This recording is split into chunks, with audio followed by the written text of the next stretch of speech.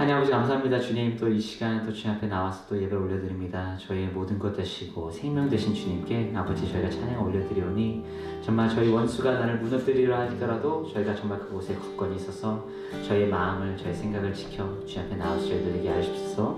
감사드리며 예수님의 이름으로 기도드렸습니다.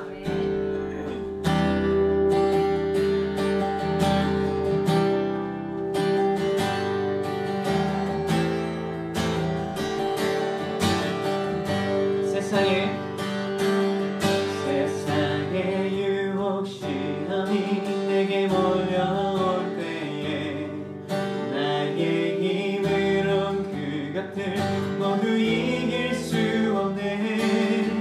거대한 폭풍 가운데 위축된 나의 영혼 어찌할 바를 몰라 헤매이고 있을 때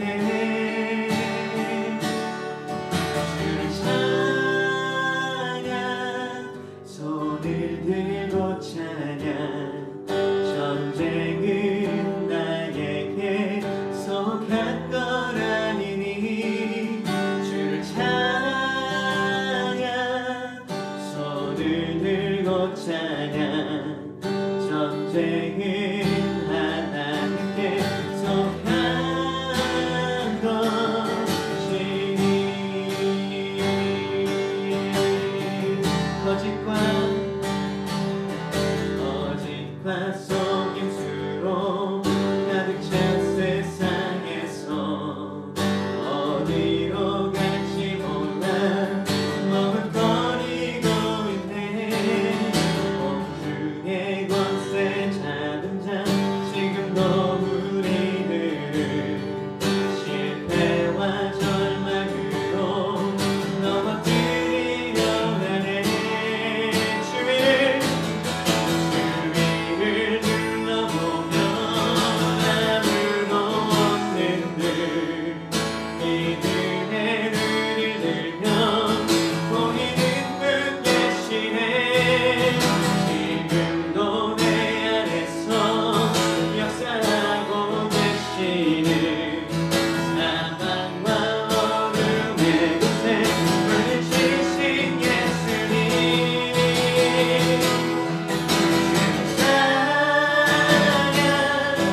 손을 들고 찬양 전쟁은 나에게 속한 것 아니니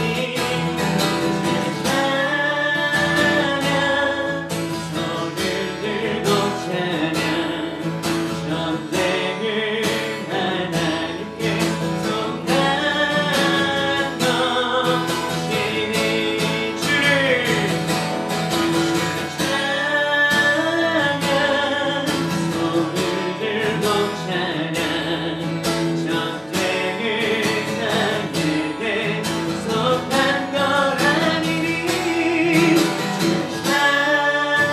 찬양 손을 들고 찬양 전쟁은 하나님께 속한 전쟁은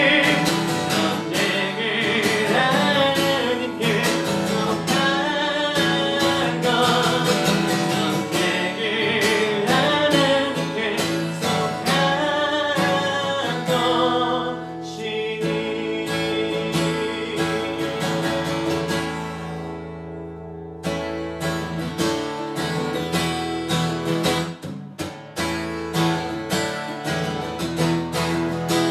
유월처럼 향해 뛰어 나의 삶의 문이 열렸네. 저 어둠의 권세는 힘이 없네. 주 보혈의 능력으로 원수가 날 정죄할 때에도 나는 옹게 설 수 있네. 난 더 이상 정죄함 없네. 난 주 보혈 안에 있네. 난 주 보혈 안에 있네. 그 피로 내 죄 사했네. 하나님을 날 거룩히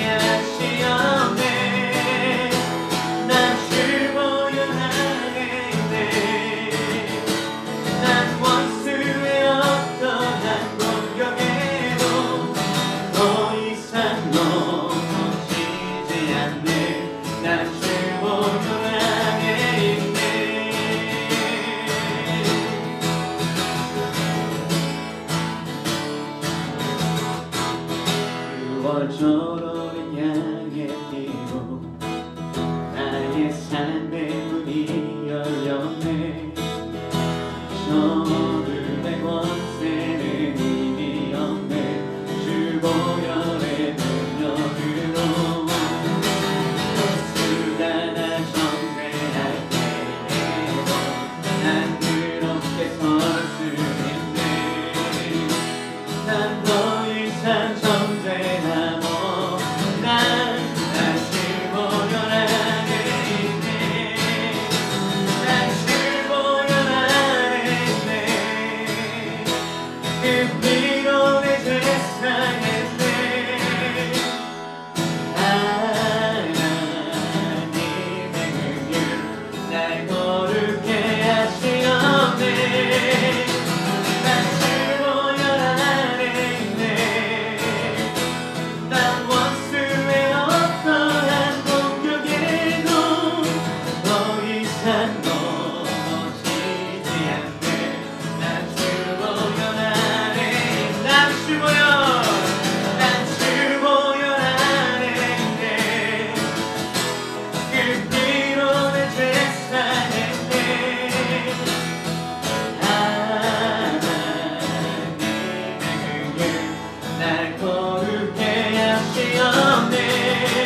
난 주 보혈 안에 있네.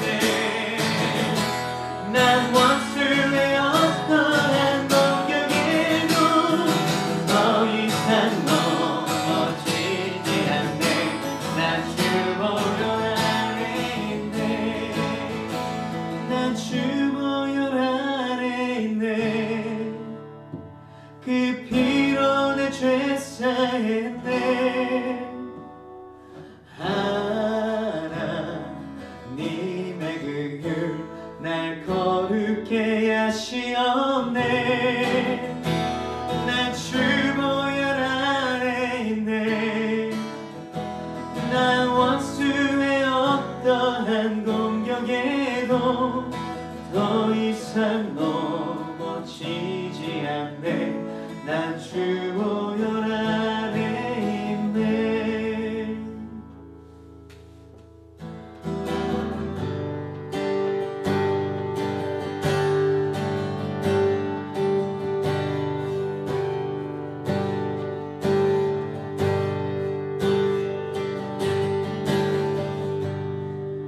빛이 없는 바다에 홀로 남겨진 채로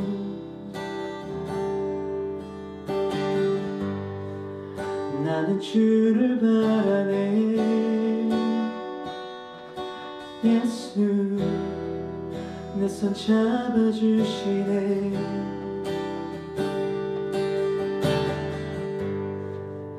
빛으로 오신 그가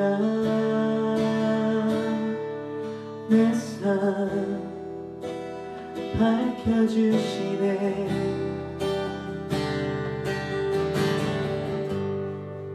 나는 주를 따르리. 내 평생 주 사랑하리라.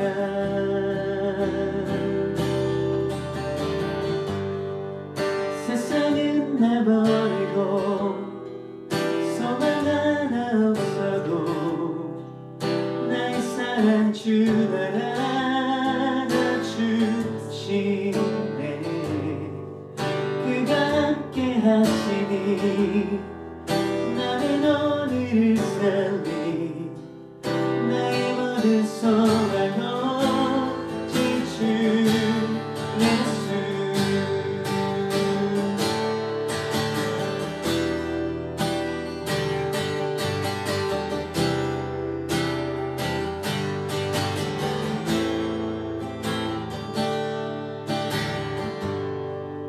빛으로 오신 그가 내 삶 밝혀주시네.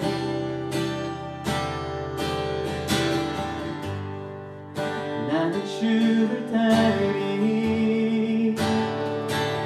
내 평생 주 사랑하리라.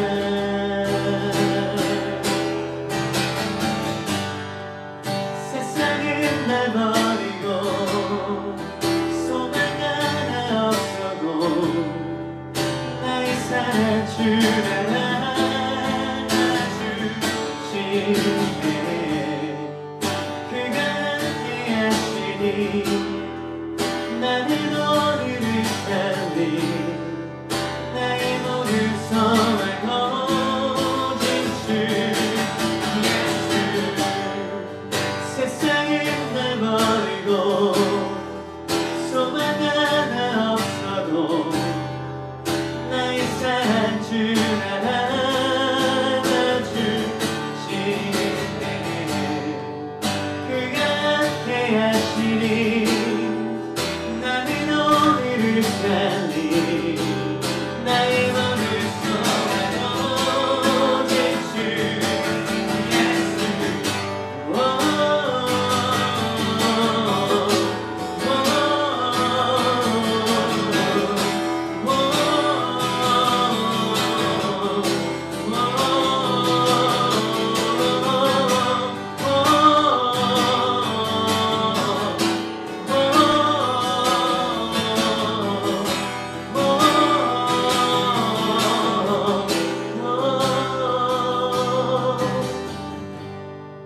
세상은 날 버리고 소망 하나 없어도 나의 사랑 주 알아주시네 그가 함께 하시니 나는 오늘을 살리 나의 모든 소망 오직 주 예수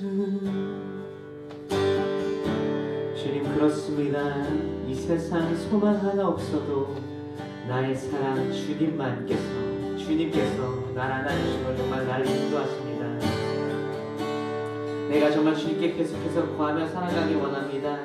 세상이 얼마나 악하든 얼마나 큰 환난 가운데서 우리가 살아가는 간에 주님께서 저희를 지켜주시고 저희 피난처 되시니 저희가 그 가운데 저희 믿음을 두고 저희 마음을 두고 온전히 정말 주님 앞에 달려나가시는 저희들 되게 하여 주시옵소서. 또 그런 오늘을 살아나가시는 저희들 되게 하여 주시옵소서.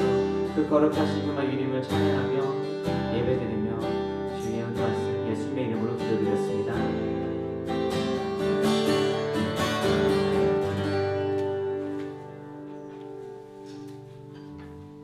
그냥 감사드리고 전도사님이 기도하고 시작하도록 하겠습니다. 하나님 아버지 감사합니다. 오늘 저희 주일날 이렇게 저희 또 불러주시고 하나님 저희들 매일 하는 일 같습니다. 아침 일어나서 학교 가는 것도 이제는 컴퓨터로 하고 예배 드리는 것도 컴퓨터로 하고 모든 것이 다 똑같은 일이어서 어떤 것이 새로운 것인지 내가 지금 무엇 하고 있는지 잘 모를 때가 있습니다. 하지만 그래도 하나님 우리가 오늘 우리 학생들과 함께 우리가 있는 곳에서 하나님께 예배 드리고자 이렇게 섰습니다. 하나님 그 마음 주님께서 알아봐 주시고 주님 계신 곳에서 그리고 우리가 있는 곳에서 함께 예배 드리는 그 순간을 하나님께 영광으로 돌리고 싶으니 주님 홀로 받아 주시옵소서. 하나님 이 시간 이끌어 주실 걸 감사히 부탁드리오며 주님 함께 하여 주시옵소서. 예수 그리스도의 이름으로 기도드렸습니다. 아멘.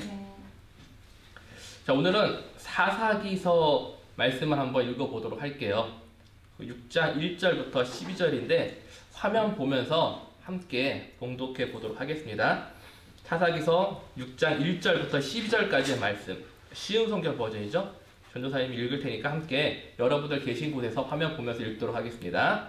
1절 이스라엘 백성은 또다시 여호와께서 보시기에 나쁜 일을 했습니다. 그래서 여호와께서는 미디안 백성이 7년 동안 이스라엘을 다스리게 하셨습니다. 미디안 사람들은 매우 강했으며 이스라엘 사람들을 잔인하게 대했습니다.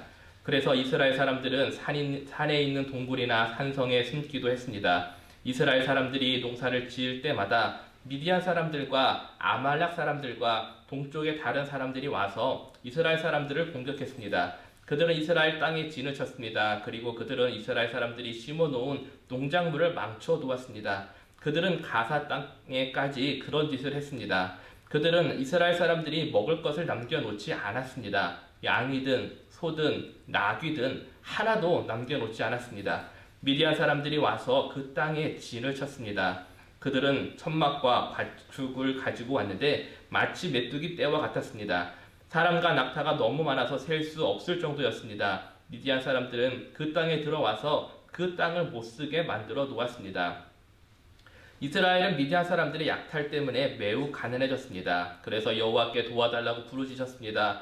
이스라엘 사람들은 여호와께서 미디안 사람들에게 구해달라고 부르짖었습니다. 그래서 여호와께서 이스라엘 사람들에게 한 예언자를 보내주셨습니다. 그 예언자가 말했습니다. 이스라엘 하나님 여호와께서 이렇게 말씀하셨소. 나는 너희가 노예로 있었던 땅 이집트에서 너희를 이끌어내었다. 나는 이집트 백성에게 너희를 구해주었다. 또 나는 가나안의 모든 백성을 쫓아내고 그 땅을 너희에게 주었다. 그때 내가 너희에게 말했다. 나는 너희 하나님 여호와다. 너희는 아무리 사람의 땅에서 살게 될 것이다. 하지만 너희는 그들의 신을 섬겨서는 안 된다. 그러나 너희는 나의 말에 순종하지 않았다. 여호와의 천사가 오브라의 상수리 나무 아래에 와서 앉았습니다. 그 나무는 아비에셀의 자손인 요하스의 것이었습니다. 요하스는 기드온의 아버지였습니다. 기드온은 미디안 사람들에게 들키지 않으려고 포도주 틀에서 그 밀을 타작하고 있었습니다.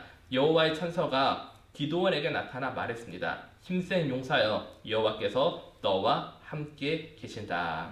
아멘. 아멘. 자, 여러분들 지금이 사순절 기간입니다. 렌트라고 하는데 여러분들 혹시 이 기간을 어떻게 지내고 계십니까? 하나님의 은혜 가운데 잘 지내고 있나요? 지금 저희가 섬기고 있는 이 베다니 교회의 어른들은요, 지난주 수요일부터 40일간 특별 새벽 기도를 함께 드리면서 릴레이 금식도 하고 성경 읽기도 같이 하고 있습니다. 그래서 전도사님도 나도 특별히 이번 렌트 기간, 사순절 기간 동안에 어떤 거 하나를 주님께 한번 무엇을 드릴 수 있을까 생각을 하면서 고심하다가 미디어 금식을 하게 되었습니다. 그러니까 뭐예요? 미디어 금식은 평소에 이제 저희가 만지고 있는 컴퓨터에 유튜브라든가 이런 것들을 좀 더 자제하고 절제하는 금식을 말하죠. 그래서 그런 마음을 가지고 예수님이 지금 고난으로 향하고 계신 그 마음에 조금이나마 동참하고 싶은 마음으로 함께 하고 있습니다. 여러분들 혹시라도 아직도 늦지 않았습니다. 혹시 사순절 기간 동안에 여러분들도 혹시 함께 성경을 읽거나 금식을 함께 하거나 아니면 전도사님처럼 아주 많은 시간 이용하던 미디어를 조금 줄이는 시간을 통해서 예수님께서 십자가에 못 박혀 돌아가시는 그 전에 행해지는 여러 가지 고난에 대해서 우리가 좀 알아가고 함께 그 일을 도모했으면 좋을 것 같습니다. 그런 사순절 기간이 되기를 바랍니다. 우리가 지난주까지요, 누가복음에 대해서 함께 나누었는데, 우리가 지금 말씀을 나누는 과정이 우리 베다니 교회에 있는 매일 성경을 가지고 함께 나누고 있는데, 앞으로 3주 동안 시편 말씀을 하게 되는데, 전도사님이 이번 3주 동안에 여러분들과 함께, 그동안 제가 페이스풀이라는 책을 한번 읽어보았는데 너무 내용이 좋아서 그 책에서 나오는 하나님이 사용하시는 5명의 용사에 대해서 전도사님이 시간이 날 때마다 함께 나누고자 합니다. 자, 여러분들이 오늘 사사기서를 읽었죠? 우리가 읽은 사사기의 말씀은요, 모세가 이스라엘 백성들을 이끌고 애굽에서 나와서 광야 생활을 한 후에 여호수아가 그 뒤를 이어서 가나안 땅을 정복을 합니다. 그리고 나서 여호수아의 죽음 이후에 각각의 지파들이 자신들이 가지고 있는 땅에서 생활을 하게 되는데, 그때부터 우리가 잘 알고 있는 사울, 다윗 왕이 세워지기 전까지 그 기간에 있던 내용이라고 보시면 될 것 같습니다. 그때 하나님께서 사사들을 세우셔서 이스라엘 백성들을 이끌어 가셨는데요. 여러분들 사사기 그러니까 좀 생소할지 모르겠는데, 여러분들이 가장 잘 알고 있는 삼손, 그리고 우리가 오늘 함께 나누는 기드온이 바로 사사기서 안에 있는 영웅들 중에 한 명이고 사사들 중에 한 명입니다. 특별히 오늘 기드온 같은 경우는 이스라엘의 5번째 사사로 성경에 기록되어 있고요. 오늘 그 말씀의 시작이 우리가 읽은 본문을 통하여 시작을 하고 있습니다. 자, 그러면은 기드온은 어떤 사람이었으며 하나님께서는 왜 그를 통하여 이스라엘 민족을 구원하기를 원하셨을까요? 오늘 말씀을 통해서 우리가 함께 그 부분에 대해서 한번 생각을 보기를 바랍니다. 제가 갖고 있는 스마트 시계가 하나 있는데, 제가 2년 전에 저희 아들로부터 생일 선물을 받았습니다. 그리고 작년에 무슨 생일 선물 또 받고 싶냐 그래가지고 그 스마트폰 그 시계줄을 바꿀 수가 있으니까 그 그 시계줄을 좀 새로 해달라고 부탁을 해서 작년에 받은 기억이 났어요. 그래서 몇 주 전에 그리고 그 시계줄 가운데 같이 그 두 개가 들어와 있는데 다른 걸로 한번 바꿔봐야겠다라고 해서 그 시계줄로 바꾸었거든요. 그리고 나서 한참 동안 사용을 하다가 제가 좀 시계 좀 만져보려고 요즘 미디어 공식 하니까 시간이 많잖아요. 뭐 얘가 어떻게 되는 건가 하고 나서 시계를 만지작 거리기 시작했는데 시계에 조그 셔틀 기능이 작동이 되질 않는 거예요. 보통은 위에 뚜껑을 돌리면 메뉴가 이렇게 움직여야 되는데 그게 작동을 하지 않아가지고 너무 갑자기 황당했습니다. 그래서 이거 왜 그럴까? 그래서 구글로 막 찾아보기 시작을 했더니 어떤 사람이 그 위에 있는 부분을 뜯어가지고 잘 닦아서 집어넣으면 된다 그러고 어떤 사람은 그거 하다가 뭐 너트가 고장나니까 하지 말라고 차라리 서비스 센터에 갖다 주라고 그런 얘기를 했어요. 일단 그 자체가 저한테 너무 스트레스인 거예요. 이거 별로 뭐 커렌트 그 코로나 때문에 많이 찾아보지도 못했는데 갑작스럽게 이게 고장나 버리니까 너무 황당하더라고요. 그래가지고 찾다가 포기하고 안 되겠다. 서비스 센터를 가야겠다라고 하는데 제가 구글의 창을 닫으려는 순간에 어떤 사람이 딱 마지막 부분에 답장, 그 코멘트 달아놓은 것이 제 눈에 들어왔어요. 그거를 잘 보니까는 자신이 똑같은 증상을 겪었는데 자기가 갖고 있는 시계줄이 마그네틱으로 되어 있어서 그 마그네틱이 시계에 닿으면은 그 기능이 작동을 하지 않는다는 거예요. 그래서 제가 순간적으로 나도 똑같은 마그네틱 사용하고 있는데 라고 생각이 들어서 그 시계줄을 조절하는 그 마그네틱을 시계 그 본체에서 멀리 떨어뜨렸더니 작동이 되기 시작을 한 겁니다. 심량하면서 했어요. 잘못했으면 진짜 뜯거나 아니면 서비스 센터에 가져갈 뻔했습니다. 자, 오늘 제가 말씀드린 이 시계 사건 어떻게 보면 아주 참 재미있는 그냥 해프닝에 불과하지만은 우리들의 삶은요, 제가 방금 말씀드린 시계처럼 늘 우리 곁에서, 즉 가까이 있는 것에서, 그리고 그것들이 우리가 예상치 못한 시간과 장소에서 우리들의 삶 가운데 위기로 나타나게 되더라고요. 갑자기 잘 사용했던 노트북이 과제를 다 하고 발표하는 순간에 갑자기 작동을 안 한다거나, 아니면 오랫동안 알고 있던 친구가 너무나 잘 알고 있어 옆에서 진짜 친하게 지내는데 갑자기 그 친구 때문에 내가 위험에 빠뜨린다거나, 아니면 원수가 되기도 하죠. 아니면 나와 함께 살고 있었던 가족 중에 한 명의 잘못으로 인하여 온 가족 전체가 다 욕을 먹거나 힘들어하는 경우가 발생을 합니다. 이처럼요, 위험이라는 걸, 나를 힘들게 하는 것은 늘 나의 가장 가까운 곳에서부터 나타나고, 이러한 것이요, 갑작스럽게 나에게 위험을 안겨주게 되죠. 우리가 읽은 기드온의 이야기를 잘 시작을 하면서 오늘 본문 6장 1절을 보면은요, 이스라엘 백성이 여호와 보시기에 나쁜 일을 해서 미디안 백성이 그들을 7년 동안 다스리도록 했다라고 시작을 합니다. 자, 미디안 백성들, 잔인한 사람들이고요. 이스라엘 사람들이 농사를 지을 때마다 농작물을 망쳐놓고 그들의 먹을 것을 약탈하였고, 그들의 잔인함이 이스라엘 백성 잔인함으로 인해서 이스라엘 백성들이 그것을 피하기 위해서 산과 동굴 속으로 들어가는 모습이 오늘 우리가 읽은 성경을 통해서 우리에게 알려주고 있습니다.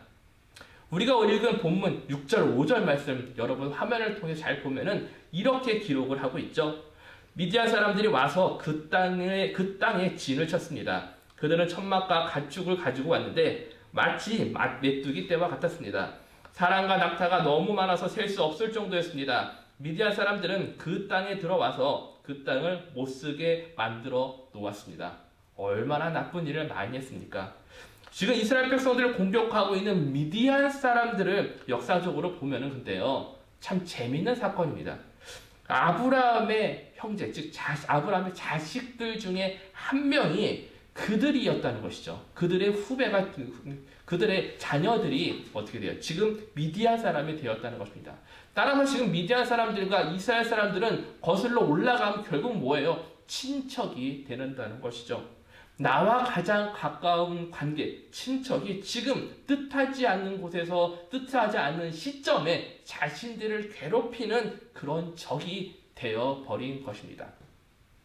따라서 우리가 오늘 다시 한번 여러분들이 기억해야 될 것은 뭐냐면은 위험은요, 나의 가장 가까운 곳으로부터 나온다는 것을 잊지 마시기 바랍니다. 이제 이스라엘 백성들은요, 미디안의 공격을 피해 살아남기 위해서 동굴과 산성으로 피했다는 것이죠. 그들에게 들키지 않기 위해 노력을 했었음을 우리가 볼 수가 있습니다.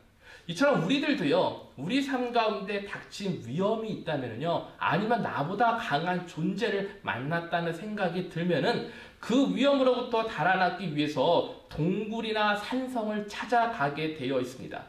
그리고 오늘 우리가 만난 기드온 또한 그런 나약한 모습으로 하루하루 살아가는 사람이었습니다. 다 함께 11절 12절을 한번 읽어보도록 하겠습니다. 여호와의 천사가 오브라의 상수리 나무 아래에 와서 앉았습니다. 그 나무는 아비에셀의 자손이 요아스의 것이었습니다. 요아스는 기드온의 아버지였습니다. 기드온은 미디안 사람들에게 들키지 않으려고 포도주 틀에서 밀을 타작하고 있었습니다. 여호와의 천사가 기드온에게 나타나 말했습니다. 힘센 용사여, 여호와께서 너와 함께 계신다라고 말입니다. 기드온이요, 지금 포도주 틀에서 밀을 타작하고 있었다라고 성경은 지금 이야기를 하고 있는데, 원래요, 밀을 타작하기 위해서는요, 아주 바람이 잘 드는 언덕이나 평지에 가서요, 사람들이 함께 곡식을 쌓아두고 그 곡식을 추수를 해야 했다는 것입니다. 그들이 그 곡식을요, 긴 나무나 가축을 위해서 알곡과 쭉정이로 분리시키고 그것을 바람을 통해서 쭉정이를 날려보내는 과정, 이것이 바로 탈곡해서 타작하는 그 과정이라고 우리가 알고 있는 것이죠. 근데 지금 기드온은요, 어디에서 타작을 하고 있나요? 바로 상수리 나무 아래에 가려진 포도주 틀에서 밀을 타작한다고 되어 있습니다. 그러면 왜 기드온은 오늘 그러한 평지나 언덕에서 하는 것이 아니라 바로 그곳 포도주 틀에서 타작을 하고 있을까요? 아까 우리가 성경 본문을 읽었었던 것처럼 미디안 사람들이 추수할 때마다 이스라엘 백성들을 공격하고 그들이 추수한 것을 노략질을 해갔기 때문에 기드온은요, 이러한 상황 속에서 살아남기 위해서 자신의 가족과 가족들에게 먹을 것을 먹이기 위해서 많이 한 것도 아니죠. 왜냐면 많이 했다 그걸 다 뺏길 수 있으니까 매일매일 먹을 양만큼의 밀을 가지고 와서 그 포도주를 만들기 위해 파놓았던 그 땅속의 틀 안에 들어가서 추수, 즉 타작을 하고 있었던 것입니다. 생각을 해보십시오. 얼마나 마음이 좁아했습니까? 들어가기 전에 얼마나 가슴이 쿵탁쿵탁거리며 들키지 않으려고 그렇게 노력을 했겠습니까? 바람이 잘 부는 평지와 언덕이 아닌 땅속의 그 포도주 틀에서 타작을 하는 것, 결코 쉬운 일은 아닐 것입니다. 아마 그들이 사용하던 가축이나 나무를 사용할 수도 없기 때문에 알곡과 쭉정이를 분리시키기 위해서 엄청나게 노력을 했을 것이고요. 바람이 불지 않았기 때문에 입으로 쭉정이를 날려보내거나 구부려 앉아서 쭉정이를 손으로 하나씩 걸러내야만 했을 것입니다. 힘든 일이지만 매일매일 그 일을 해야지만 그의 식구들이 먹고 살아갈 수 있었기 때문에 그 일을 할 수밖에 없었던 것입니다.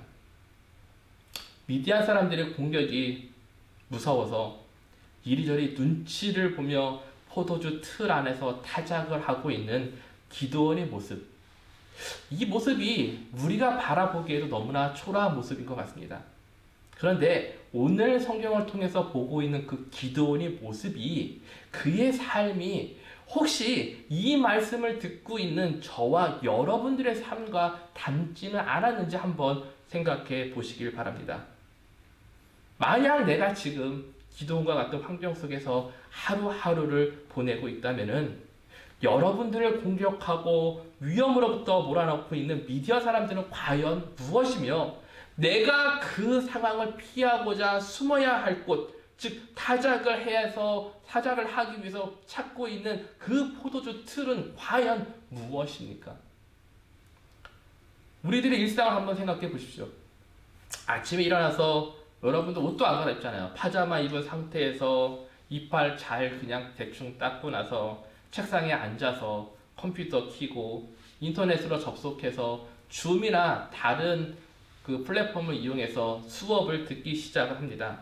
그리고 그 수업이 끝나면 어떻게 돼요? 그 자리에 똑같이 앉아서 선생님이 내준 숙제를 또 구글 드라이브에 올려야 되고, 여러분들 그 생활을 매일매일 하고 있잖아요.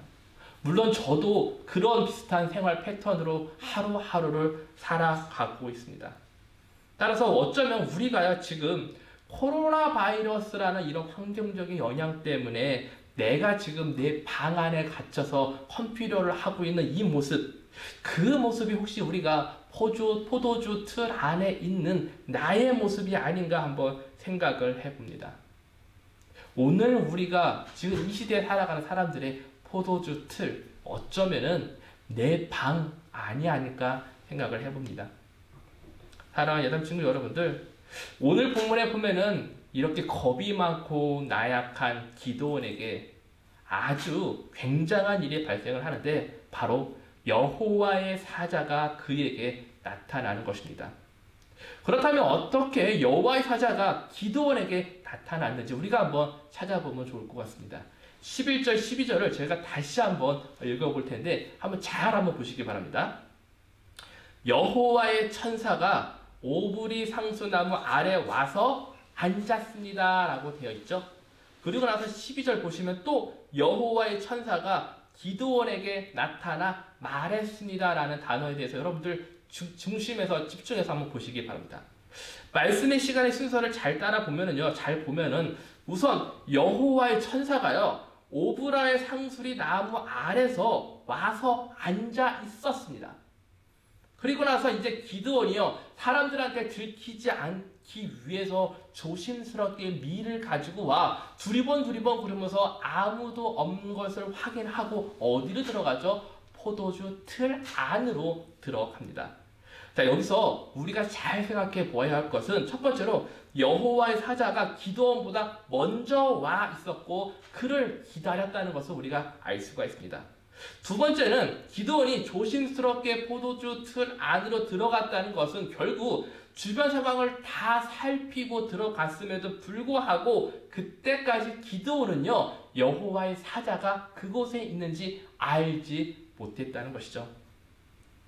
자, 마지막으로 근데 12절을 아까 우리가 했던 걸 잘 생각해 보면은 기드온이 포도주 틀에서 일을 하고 있을 때 여호와의 사자가 기드온에게 나타나 말했다라고 성경은 말하고 있는데, 이 말은 뭡니까? 상수리 나무 아래에서 앉아 있었던 여호와의 사자가 기드온이 볼 수 있도록 자신의 모습을 드러냈다는 것입니다. 즉 자신의 모습을 보이도록 했음을 우리가 잊지 말아야 합니다. 여자친구 여러분들, 여호와의 사자가 기드온에게 어떻게 나타났다고요? 영화에서처럼 막 화려한 옷을 입고 번쩍이는 조명과 함께 은은한 안개 속에서 여러분들 보시면 뭐 천사가 나타날 때 할렐루야 외치고 막 그런 느낌으로 기드온에게 나타났나요? 아니면은 기드온이 전날 잠을 잘 때 꿈속에 천사가 나타나가지고 야 기드온아, 내가 천사인데 너가 포도주 틀에서 일하고 있을 때 귀한 손님이 너한테 찾아올 거니까 그 사람이 바로 여호와 천사이니까 꼭 잊지 말고 그 사람을 찾아라 라고 이렇게 예언적인 것을 알려주나요? 아니죠. 기드온은요, 어느 때와 마찬가지로 아직 타작하지 않은 밀을 가지고 주변을 살피면서 포도주 틀에 들어갔습니다. 자신이 오랫동안 매일매일 해왔던 아주 평범하고 지루한 일상 속에서 누구를 만났다는 거예요? 여호와의 사자를 만나고 있음을 우리가 기억을 해야 한다는 것입니다. 따라서 우리가 만약에 하나님을 나를 만나기 위해서 멋진 옷 아니면 아주 멋있는 뭐 헤어스타일 이런 휘황찬란한 것으로 나를 만나러 오겠다는 생각을 가지고 하루하루 그분을 기다리면서 그분의 음성을 듣고자 노력을 한다면은 우리는 어쩌면요, 일상적인 생활 가운데 아무도 예상하지 못하고 정말 초라하고 평범한 모습 가운데 오시는 그런 하나님을 만날 수 있는 기회를 놓칠 수도 있다는 것입니다. 그렇기 때문에 우리는 어떻게 해야 될까요? 우리는 나의 일상적인 생활 속에서 내 영적인 눈을 열고요, 하나님의 음성을 듣고자 나의 영적인 레이라를요 확장시키고 높여서 하나님을 찾는 일이 필요합니다. 내가요 하나님의 임재하심, 즉 하나님이 그곳에 계심을 알지 못한다면요 나를 향한 그분의 음성 또한 들을 수가 없다는 것이죠. 내가 하나님의 음성을 듣고자 하는 것보다 먼저 해야 될 일이 뭐라고요? 내가 하나님을 만나고 하나님을 보는 것이 먼저라는 것입니다. 여호와의 천사가 오브라의 상수리 나무 아래에서 와서 앉아 있었지만 기드온은요 처음에 그 천사를 볼 수가 없었습니다. 하지만 여호와의 사자가 기드온에게 나타나고 그가 자신의 공격하는 미디안 사람들을 피해 숨어 들어간 포도주, 즉 자신을 위험으로부터 나를 보호해 준다고 생각하는 그 포도주 틀 안만 바라보고 있으면은 우리가 하나님을 바라볼 수가 없다는 것이죠. 세상에서 말하는 나를 보호해 줄 수 있는 것이 포도주 틀이라고 생각한다면요 우리는요 결코 하나님을 볼 수가 없습니다. 세상의 피난처가 아닌 하늘을 바라볼 때 우리는 비로소, 즉 기드온은 비로소 하나님을 볼 수가 있었고 하나님을 만날 수가 있었으며 하나님께서 기드온을 향한 그의 목적, 즉 힘센 용사여 여호와께서 너와 함께 계신다는 음성을 들을 수가 있었던 것입니다. 그렇다면은 우리는요 나의 삶과 목적과 하나님의 부르심을 경험하기 위해서 하나님을 봐야 하잖아요. 그런데 어떻게 해야지 그분의 음성을 들을 수가 있을까요? 신약 성경에 있는 에베소서 1장 18절 19절을 제가 개역 개정판으로 한번 읽어보겠는데 여러분들도 함께 읽어보시길 바랍니다. 에베소서 1장 18절 19절 여러분 계신 곳 함께 읽어보도록 하겠습니다. 18절 너희 마음의 눈을 밝히사 그의 부르심의 소망이 무엇이며 성도 안에서 그 기업의 영광의 풍성함이 무엇이며 그의 힘의 위력으로 역사하심을 따라 믿는 우리에게 베푸신 능력이 지극히 크심이 어떤 것을 너희로 알게 하시기를 구하노라 라고 되어 있습니다. 방금 읽은 말씀을 보면요 우리의 마음의 눈이 밝아지면 우리를 부르신, 즉 하나님께서 나에게 주신 소망이 무엇인지 그리고 하나님 나에게 주시고자 하는 풍성함과 하나님의 능력의 크심이 무엇인지를 우리가 알게 해 주신다고 되어 있습니다. 지금 따라서요 기드온이요 여호와의 사자를 보게 됨으로써 그가 나를 부르신 이유와 소망이 무엇인지를 알게 되었다는 것이죠. 많은 친구들, 그다음 많은 분들이요 나에게 가진 하나님이 나를 통해서 하시고자 하는 계획과 목적이 무엇인지 알고 싶어 합니다. 그렇다면은 우리가 먼저 해야 할 일은요 나의 가장 가까운 곳에서 나를 만나시고자 기다리고 계시는 하나님을 볼 수 있는 그 마음의 문을 어떻게 될까요? 열어야 한다는 것입니다. 우리가 하나님을 볼 수 있을 때 비로소 우리는요 하나님의 음성과 나를 향한 목적이 무엇인지 알 수가 있다는 것입니다. 우리는 때때로 이런 하나님의 음성을 듣고서 근데요 모르는 경우가 있어요. 하나님이 여러분들한테 이야기해주고 하나님이 다른 모습으로 여러분들한테 나타났음에도 불구하고 우리가 그 음성을 알아듣지 못하고 우리가 그 모습을 알지 못하는 경우가 너무 많다는 것이죠. 자, 여러분들 잘 알고 있는 사무엘 이야기를 한번 해보도록 하겠습니다. 사무엘 3장에 보면은 여러분들이 그 사무엘을 통해서 하나님의 음성을 듣는 과정이 나오는데요.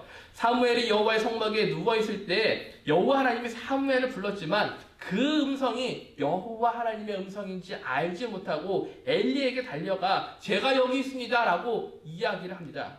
그러자 아니 내가 너 안 불렀어. 근데 하나님께서 또 이야기를 합니다. 그러니까 사무엘이 또 엘리를 찾아가 또 엘리를 찾아가 제가 또 여기에 있습니다 라고 이야기를 하죠. 그런데 하나님께서 또 사무엘이 이렇게 그 음성, 즉 하나님의 음성을 알아듣지 못할 때 성경에 뭐라고 적혀 있냐면요. 사무엘이요 아직 여호와를 알지 못했기 때문에 그렇다라고 적혀져 있습니다. 자 이제 두 번의 부름 가운데서도 알아듣지 못하는 사무엘을 향하여 하나님이 이제 세 번째로 다시 또 사무엘에 부르십니다. 그리고 사무엘이 여전히 알아듣지 못하고 엘리에게 향해서 가죠. 제가 여기 있습니다 라고, 그리고 저를 부르셨습니까 라고 이야기를 하는데, 그때 엘리가 여호와께서 지금 어린 사무엘을 부르고 있구나 라는 것을 알고 그에게 이렇게 이야기를 하죠. 잠자리로 돌아가거라. 다시 너를 부른 소리가 나면은 여호와여 말씀하십시오. 저는 주님의 종입니다. 제가 듣겠습니다 라고 말하거라 라고 이야기를 합니다. 그래서 사무엘이 다시 잠자리로 눕는데, 자, 우리 사무엘상 3장 10절 11절을 보면은 이렇게 적혀져 있습니다. 10절 11절 한번 읽어보도록 할게요. 여호와께서 그곳에 계셨습니다. 여호와께서는 그전처럼 사무엘아 사무엘아 하고 이름을 부르셨습니다. 사무엘이 대답했습니다. 여호와여 말씀하십시오. 저는 주님의 종입니다. 제가 듣겠습니다. 여호와께서 사무엘에게 말씀하셨습니다.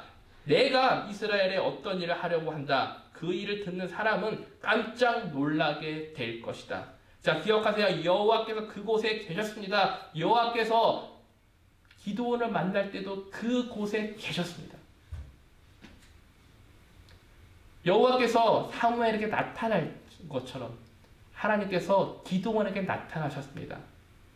여호와께서 사무엘에게 말씀하여 그가 행하신 일을 말씀한 것처럼 여호와의 사자가 기드온을 향하여 그가 앞으로 행하고자 하는 일을 말씀을 하셨다는 것이죠.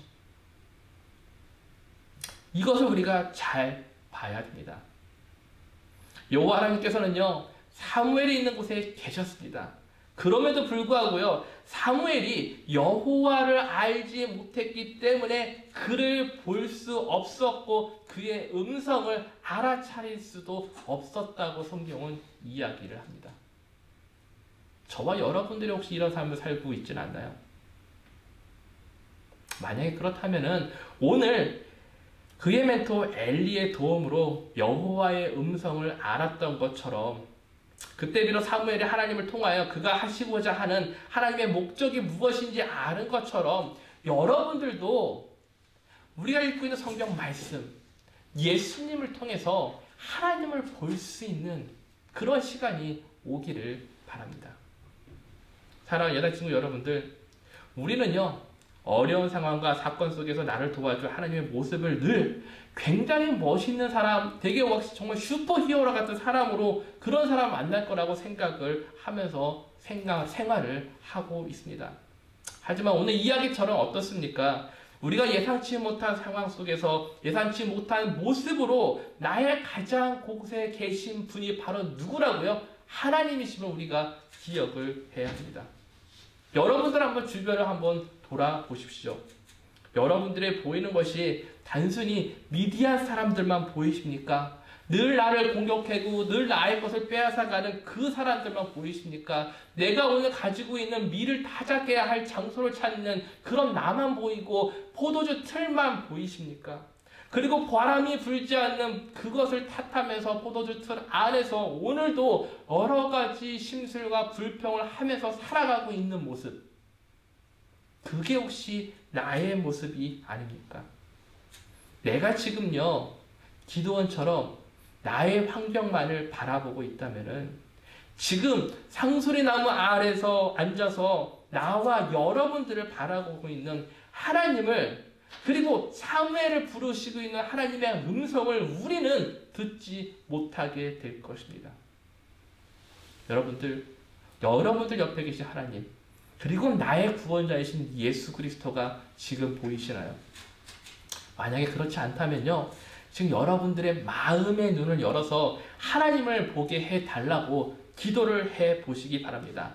그렇게 하면 주님께서 나의 마음의 눈을 열게 도와주셔가지고요, 여러분들 곁에 계시는 하나님을 알게 하시고 보이시게 하시고 듣게 하심으로써 우리가 그렇게 궁금해하던 나를 향한 하나님의 목적이 무엇인지를 우리가 알게 할 것입니다. 어떻습니까? 여러분들 가슴이 두근거리고 너무나 기대가 되지 않습니까? 결점 많고 부족한 기드온, 하지만 하나님께서는요, 그를 이스라엘 백성으로 인도할 사사로 사용하셨습니다.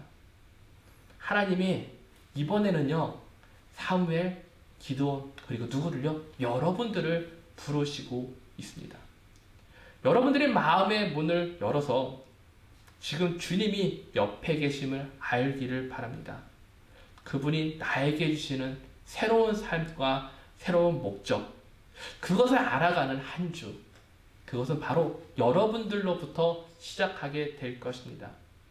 그런 마음을 가지고 한번 기도해 보시기 바랍니다. 이번 사순절 기간 동안 우리 친구들 그런 예수님을 만나길 바라고 그런 하나님을 발견하길 바랍니다. 그리고 사순절이 끝난과 동시에 우리가 더 이상 포도주 틀에서 그 밀을 캐려고 똑같은 일을 반복하는 그런 상황을 불평하면서 나아가는 사람이 아니라 자신을 바라보고 있는 하나님을 발견하고 하나님께서 말한 신센 용사여라고 외치시고 계신 그 음성을 여러분들이 듣기를 예수님의 이름으로 축복하며 기도를 드립니다. 기도하겠습니다.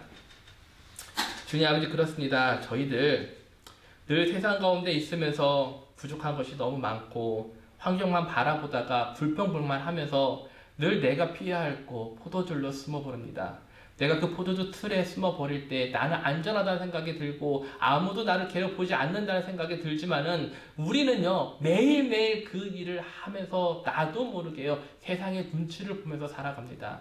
하나님, 저희들도 하나님을 바라보고 하나님의 음성을 듣고 싶습니다. 하지만 내 마음이 연약하여 늘 포도주 틀만 찾는다. 주님, 이제는 오늘 기도원처럼 저희가 하나님을 바라보기를 바랍니다. 하나님, 우리가 내 마음의 문을 열어서 당신을 바라볼 수 있게끔 도와주시옵소서. 이를 통해서 당신의 음성을 듣고 기도원처럼 당신께 나아가는 용사가 될 수 있게끔 도와주시옵소서. 그런 우리 예단 친구들이 될 수 있게끔 한 주간 동안 주님 함께하여 주시옵소서. 감사를 드리오며 예수 그리스도의 이름으로 기도드렸습니다. 아멘. 자, 광고 말씀은 사순절 기간입니다. 우리 예단 친구들도요. 지금 누가 보면 잠깐 멈췄지만은 기도원서 그 사사기 6장, 7장, 8장 앞으로 같이 나눌 텐데요. 함께 읽어보길 바라고요. 혹시라도 아직 내가 누가 보고 아직 읽어보지 못한 친구들이 있으면은 이 기간에 다시 한번 도전해서 읽어보기를 바랍니다. 자, 우리 그러면은 주기도문으로 모든 예배를 마치도록 하겠습니다. 하늘에 계신 우리 아버지여, 이름이 거룩히 여김을 받으시오며 나라의 임하옵시며 뜻이 하늘에서 이루과 같이 땅에서도 이루어지이다. 오늘날 우리에게 일할 양식을 주옵시고 우리가 우리에게 죄 지은 자를 사하여 준 것 같이 우리 죄를 사하여 주옵시고 우리를 시험에 들게 하지 마옵시고 다만 악에서 구하옵소서. 나라와 권세와 영광이 아버지께 영원히 쌓옵나이다. 아멘.